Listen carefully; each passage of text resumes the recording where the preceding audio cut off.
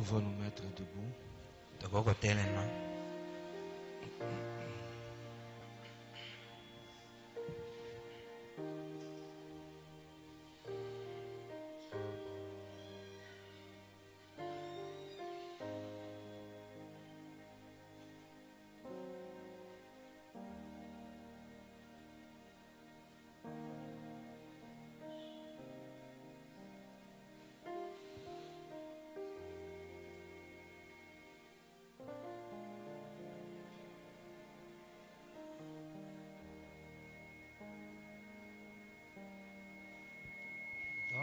Une crèche il y a longtemps, je sais c'est évident, un bébé pour sauver les péchés.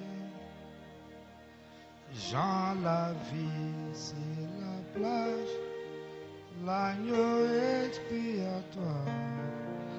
Ô Christ, les crucifiés du calvaire. Oh, que j'aime cet homme de Galilée, car il a tant fait pour moi. Il expia tous mes péchés, mais rempli du Saint-Esprit. Oh, que j'aime cet homme de Galilée. Courbons nos têtes. Et si vous avez une requête vraiment spéciale, vous pouvez lever la main. Afin que Dieu qui voit à travers les mains levées, puisse voir le besoin qui est dans votre cœur.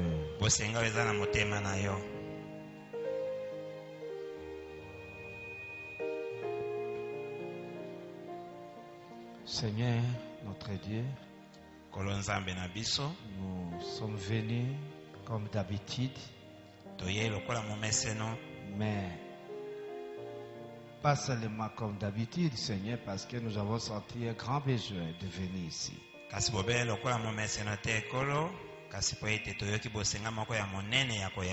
Nous avons des fardeaux, nous portons des fardeaux. C'est pourquoi, Seigneur, tu avais raison de dire, venez à moi, vous tous qui êtes fatigués.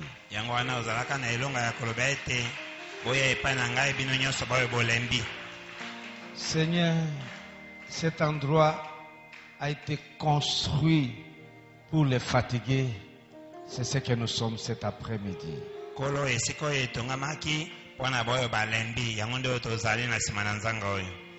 Nous sommes fatigués. Le diable nous agresse par les maladies, par les problèmes, par les découragements.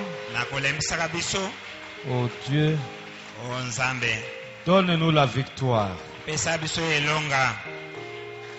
Donne-nous la force encore ce soir.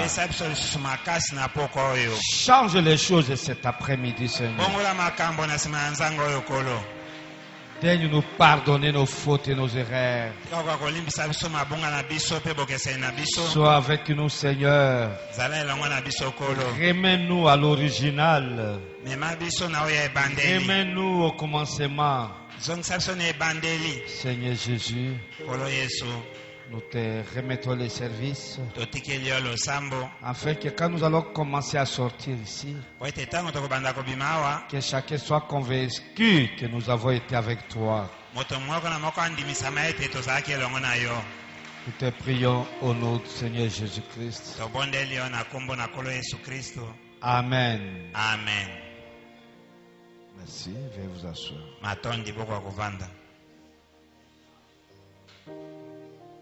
Je vous salue dans les noms précieux de notre Seigneur.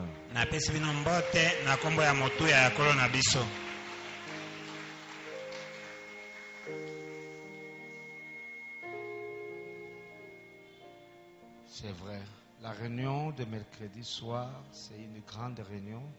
Le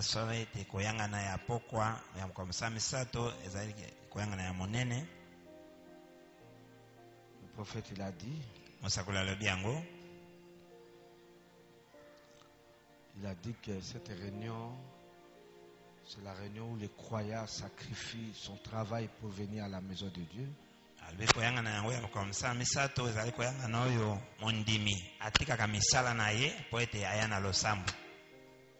C'est un peu différent avec la réunion du dimanche.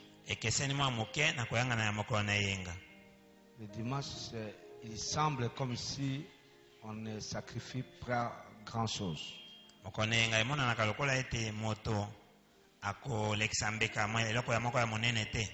Le mercredi, c'est un peu fort, un peu difficile.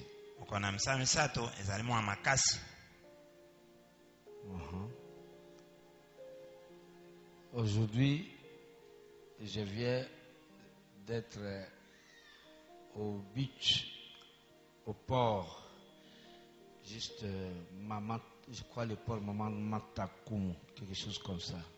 C'est l'avenue Bolenge. Et j'ai suivi les vendeurs de radio. Ils étaient en train de mettre l'émission qu'on avait réalisée avec le frère Kumu.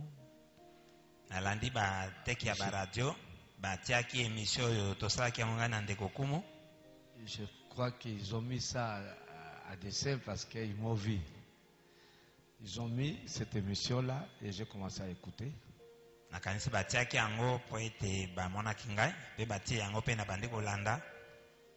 C'était tellement clair. Et je les ai beaucoup appréciés. Quand on est arrivé, ils écoutaient le discours de Mobutu. Et quand ils m'ont vu, ils ont mis alors notre bande.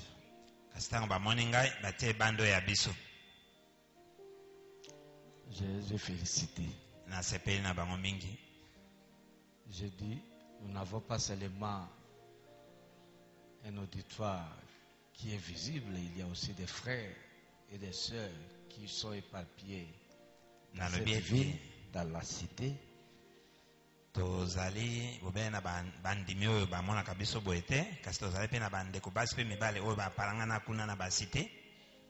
Ils sont bloqués d'une manière ou d'une autre.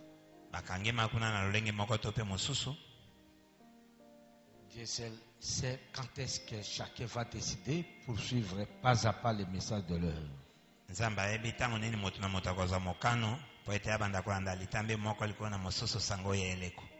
Nous jetons l'évangile comme on lance les filets dans le fleuve. Espérant qu'il y aura des poissons qui vont être attrapés.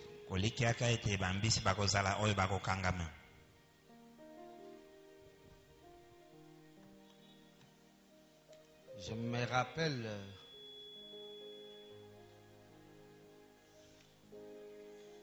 que depuis le début de l'année 2020, nous sommes en train d'étudier la seconde venue du Seigneur.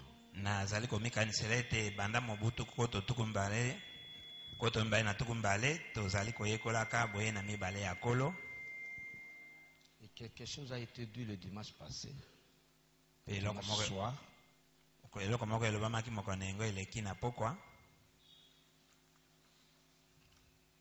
Quelque chose a été dit. Moi aussi j'ai aimé ça. Il a été dit que ce n'est pas seulement le fait de dire que vous croyez, que je crois à la seconde venue, ça ne suffit pas. La seconde venue, dire que je crois à la seconde venue, ça ne suffit pas.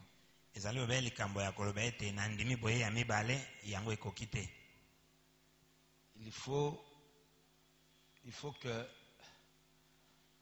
la personne puisse comprendre que quand Jésus vient à sa seconde venue, voilà ce qu'il va faire, voilà ce qu'il fait, voilà ce qu'il fait.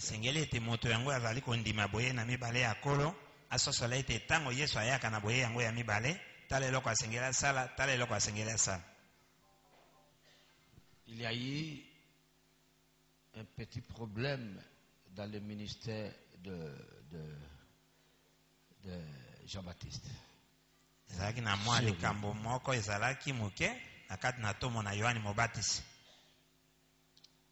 Jean-Baptiste avait présenté Jésus devant quelques disciples.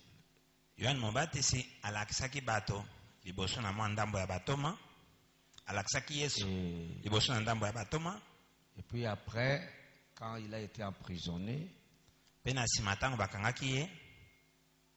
a envoyé ses disciples pour aller demander à Jésus si vraiment c'est vraiment lui qui est le Messie.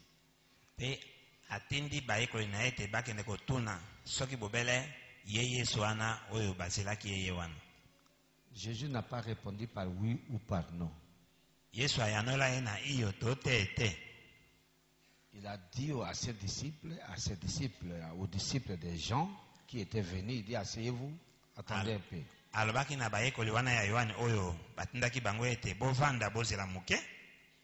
Et quand ils se sont assis, Jésus a commencé à opérer des miracles, à ouvrir les yeux des aveugles, à délier les langues de muets, à ouvrir les oreilles des sourds, à guérir les boiteux, et à prêcher l'évangile. Après quelques jours, il dit à ses disciples-là, maintenant vous pouvez retourner auprès de votre patron, votre conducteur, votre pasteur, et lui dire ce que vous avez vu. Lui-même va comprendre. Amen. Amen. Quand les disciples sont rentrés, certainement ils ont donné les rapports. Ils ont dit, patron, maître, Seigneur, le Messie ne nous a pas donné une réponse exacte, directe. Mais il nous a fait attendre pour que nous puissions voir ce qui se passe dans son ministère.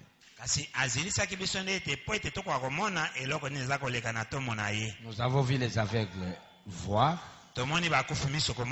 les boiteux ont marché, les morts sont ressuscités, les sourds ont entendu, et ils prêchent vraiment l'évangile.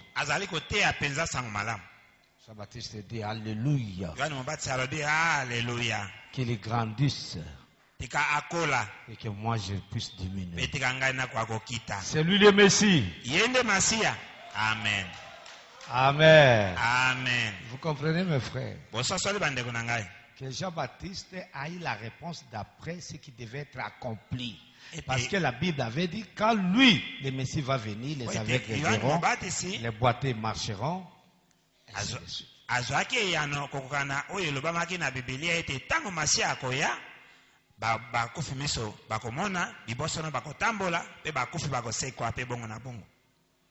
Amen. Amen. Nous devons comprendre qu'à la seconde venue de Jésus, il y aura des mystères qui n'étaient pas prêchés dans les dénominations, qui doivent être prêchés quand Jésus vient à la seconde venue.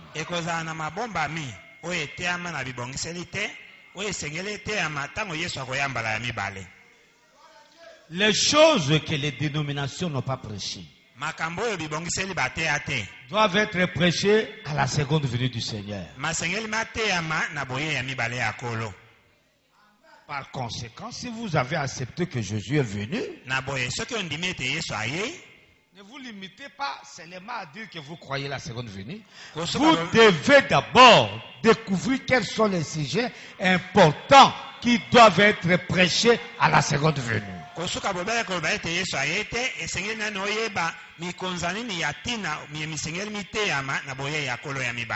Amen. Amen. Parce qu'avec la seconde venue du Seigneur, il ne s'agit pas d'enseigner aux femmes de ne pas porter des pantalons, ça, de ne pas couper les cheveux, ce sont les choses qui ont été enseignées d'après le ministère de Malachie 4. Mais à sa seconde venue, Jésus prêche les choses que le monde n'a jamais entendues. Les choses un peu bizarres, mais qui sont contenues dans la Bible.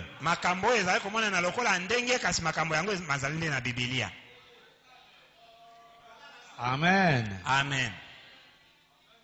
C'est très important de comprendre comme ça.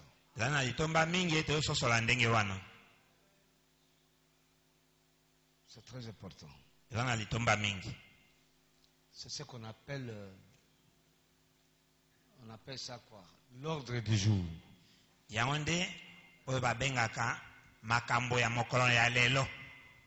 On dit, le chef de l'État est venu. Nous sommes heureux d'accueillir le chef de l'État pendant son séjour. Veuillez rester calme. Son programme est libéré comme ceci. Il va inaugurer telle place. Il va recevoir les notables. Il fera ceci. Il va faire ça. Le chef de l'État fera comme ça. Il fera encore ceci. Donc vous êtes là, vous savez que comme le chef de l'État vient, il va faire ça.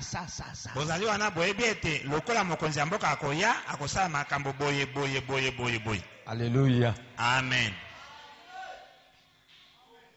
Donc l'ordre du jour de la venue du Seigneur a été donné.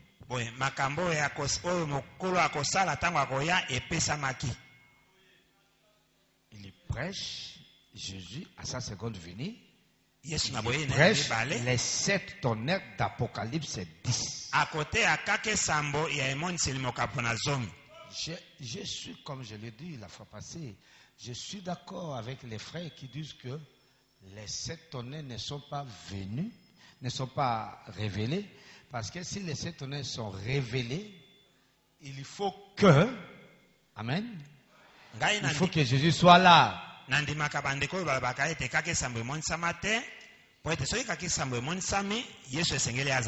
Voyez, c'est là, il y a moyen de traiter, de parler avec eux. Mais les gens qui disent que les tonnerres sont révélés et que Jésus n'est pas venu, ça dérange un peu. Amen. Amen. C'est ça. Et c'est comme ça dans chaque chapitre, dans tous les sujets. Si, Frère Branham dit, écoutez ça, si il dit quoi?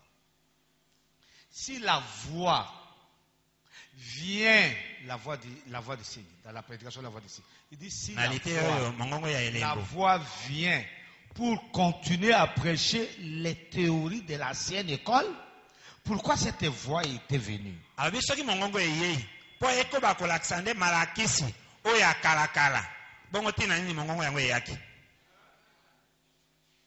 Si Dieu envoie quelque chose de nouveau, elle doit être différente de la sienne. Ce n'est pas que vous et moi nous allons fabriquer la chose, mais la chose doit être prêchée par Branham lui-même.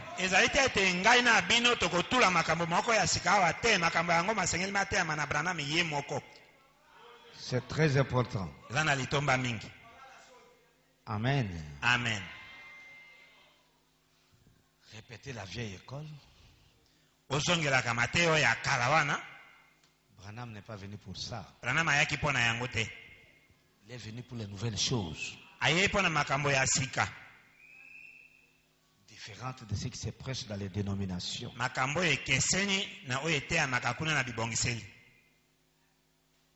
Avant-hier, j'étais avec un homme et une femme. Après tout, nous avons vu une femme qui est venue, qui est entrée. Elle s'est rasé la tête. Une vieille maman. Habillée en pantalon. Il était difficile de savoir que c'est une femme. Et puis après, j'ai commencé à parler à cet homme et à cette femme. Je dis, vous voyez que la Bible a toujours raison. La parole de Dieu est toujours vraie. La parole de Dieu dit que la chevalier a été donnée à la femme comme gloire. Et que la femme ne doit pas porter un habillement d'homme. Je dis, regardez, nous ne sommes pas les seuls croyants qui prêchent dans la doctrine chrétienne que la femme ne doit pas porter les pantalons. Non, nous ne sommes pas les seuls.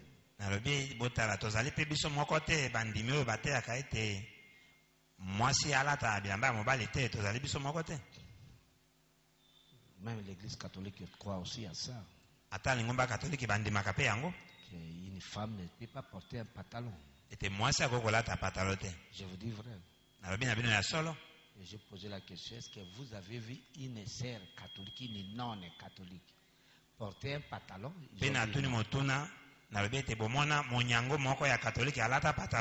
Pourquoi? Pourquoi ils ont prêché cette parole à une catégorie de femmes et ils ont laissé les autres femmes?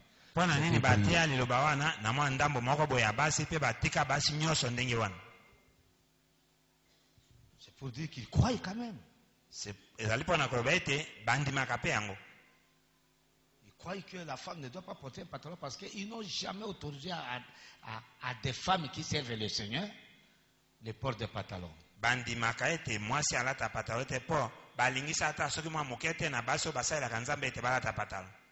C'est ce que nous appelons les sœurs, les nonnes. Elles ne portent jamais un pantalon. Ne sont pas les seuls. Nous croyons tous ces choses-là. On baptise au nom de Jésus-Christ. Parfois, les églises de réveil prêchent les mêmes choses parfois, comme nous. Ils baptisent au nom du Seigneur Jésus-Christ. Frère Branham n'est pas venu pour ça. Ça, c'est le petit ministère de Branham avant que le grand ministère vienne. C'est ce que lui-même appelle les années de préparation. Alléluia. Amen. Il a préparé l'église pour les grandes choses. Et ces choses-là sont là pour la foi de l'enlèvement.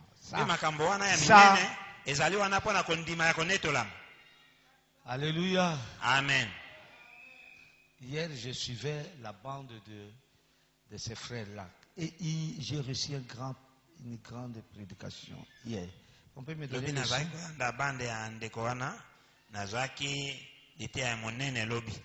Frère, donnez-moi la sonorisation ici. C'est mon ordinateur. Les frères étaient en train de chanter. Je ne connais pas les Swahili très bien. Ou Jepine, quelque chose comme ça. Koel Mapoko. Zambe, Toyoka na Sango, Bongo, Tolingi, quelque chose comme ça. Non, il faut.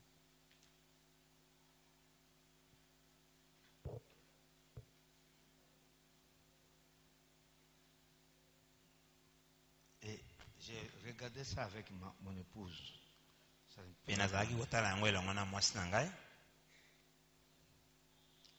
C'est quoi, hier ou avant-hier?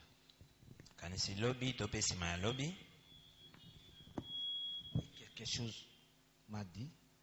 Tu vois ces femmes-là et ces hommes-là, il faut les maintenir. Il faut faire la maintenance de ces hommes-là chaque fois. Parce que si vous ne faites pas la maintenance de ces hommes-là chaque fois, un jour, ils vont devenir exactement comme des païens qui marchent dans les rues. Et là, comme le binangai te omoni basi na mibali wana esengeli okangisaka bango tango nyoso. Maintenez-les, faire la osimba bango, osimba bango bongisaka bango tango nyoso, ba omelaka nelongi na kolo. Po ete soki otiki bango bakozonga na mokili bakokoma lokola basi wana na mibali wana nyoso. Et j'ai commencé à vérifier dans la parole de Dieu comment, qu'est-ce que j'étais en train de recevoir comme message. Pe na bandi kotala na kati na loba nzambe eloko ni na bandai kozwa lokola sango. Frère Branham dit, si je vais en Inde, et je prêche l'évangile, je ne veux pas laisser ces gens-là qui ont accepté la parole de Dieu sans berger. Je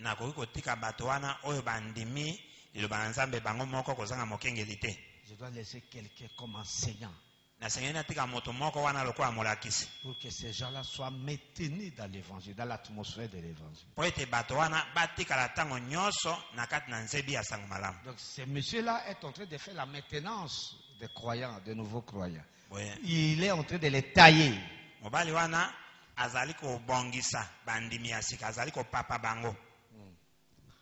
C'est comme ça. Si vous les laissez sans être enseigné tout le temps, il faut rétrograder petit à petit. Et ils vont redevenir plus païens que lorsqu'ils étaient avant de croire le message.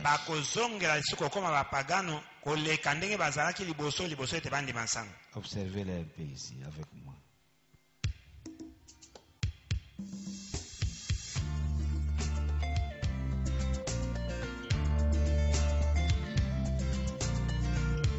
Tout cela.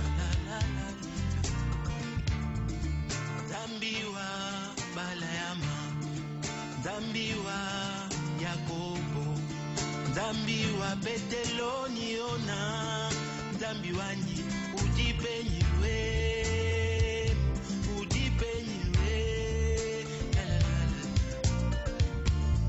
mabomba mi sinayoki, malakisi sinalembi, na oyo ya lokuta, na oyo ya solo, ozaliwa pinkolo nangai. Ces femmes-là dansent comme des anges, chantent comme des anges. Mais s'ils n'ont pas un pasteur, ils vont rétrograder jusqu'à porter des pantalons, des boucles d'oreilles, et ainsi de suite. Ces hommes-là, c'est la même chose. Bakozonga na mokili bakokoma kolata ba patalo biloko ya matoi lokola basi ya mokili na mibali pe ndenge moko. J'ai comparé ça avec le véhicule. Quand vous voyez quelqu'un rouler avec son véhicule, s'il néglige la maintenance du véhicule, le véhicule va vite être bloqué. Na kokanisi yango na motoka soki bomoni moto moko aza kotambola na motoka na ye soki aza na moto moko po abongisaka yango te motoka wana mbangu ekobeba. Donc le pasteur est très important dans le corps de Christ.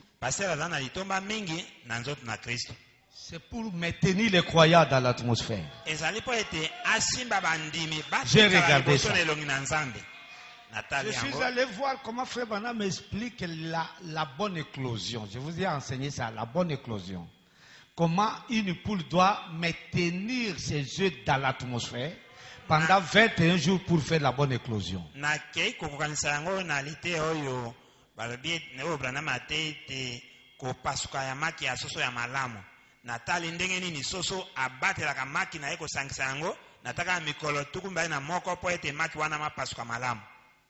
Amen. Amen. Donc il y a un évangile pour nous maintenir devant cette atmosphère de la Odyssée. L'évangile de Branham, l'évangile de Malachi 4.